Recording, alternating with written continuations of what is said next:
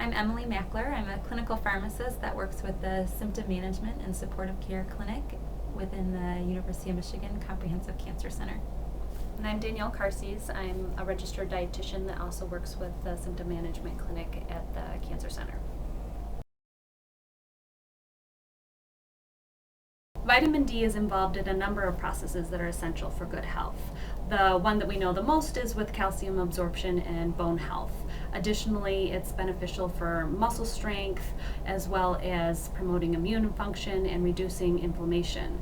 Additionally, there's research showing that low vitamin D levels can increase your risk of diabetes, cardiovascular disease, and cancer.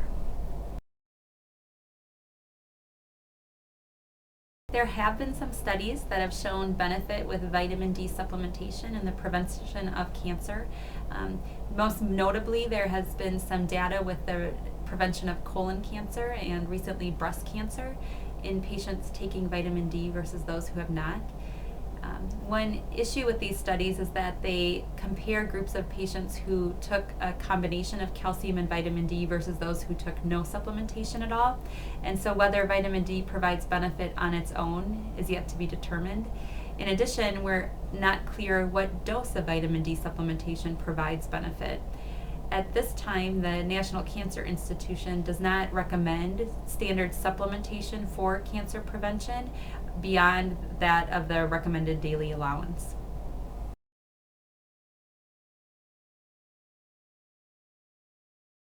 The Food and Nutrition Board of the Institute of Medicine has assessed the needs of the average population and come up with guidelines for what they recommend for the average population. These are called the Recommended Daily Allowance, or the RDAs, which you guys are probably familiar with from the back of nutrition packages.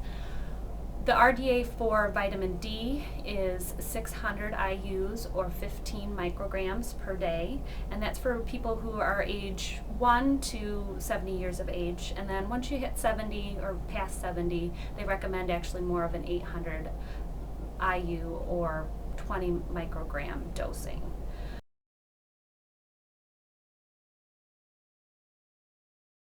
Vitamin D is a fat-soluble vitamin, so we can get it from the food that we eat, but there's not a lot of naturally occurring foods that do contain it. Some of those include your fatty fish, like your salmon, your mackerel, your sardines, and your tuna, as well as things like fish liver oil, beef liver, egg yolks, and cheese at a very small amount, as well as shiitake mushrooms. Caution does have to be taken with the cod liver oil or the fish liver oils because they do have a high vitamin A content, and that can cause toxicities with, especially in the elderly population, and it can have some mercury contamination in there as well. There are foods that are fortified or have added vitamin D to them. The most well known is your milk. 1 cup of milk has 100 IU of vitamin D in it. So in order to meet your vitamin D requirement according to the RDA, you would have to drink 6 cups of milk a day, so it can be hard to get it from a dietary source, or 9 ounces of mackerel in one day. Other foods that are fortified with vitamin D include specially marked packages of orange juice, your yogurts, margarines, tofu, soy milk, rice milk, as well as most ready-to-eat cereals are also fortified.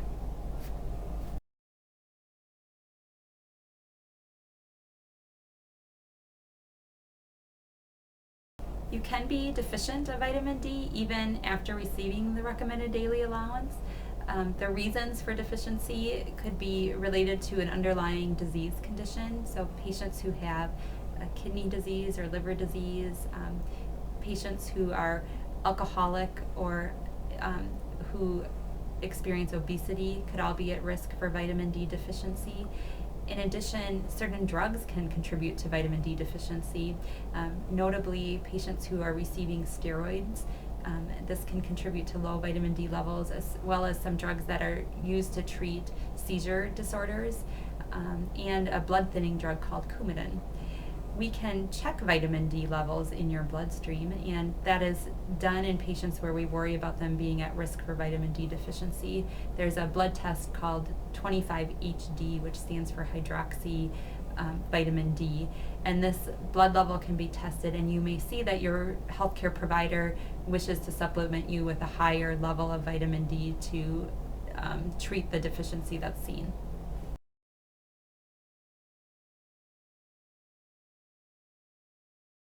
You can get too much vitamin D. As Danielle mentioned, vitamin D is a fat-soluble vitamin, and with fat-soluble vitamins, we worry about the vitamin being stored in our tissue and causing toxicity.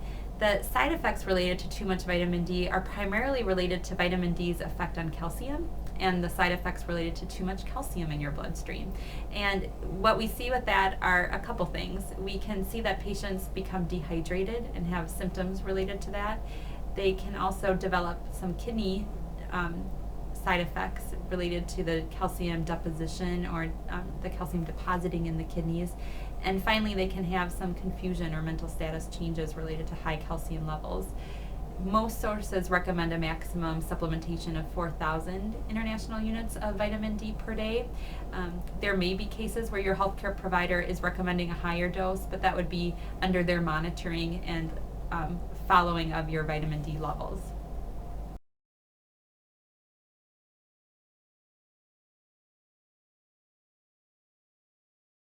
You can get vitamin D from your exposure to the sun, being out in the daylight.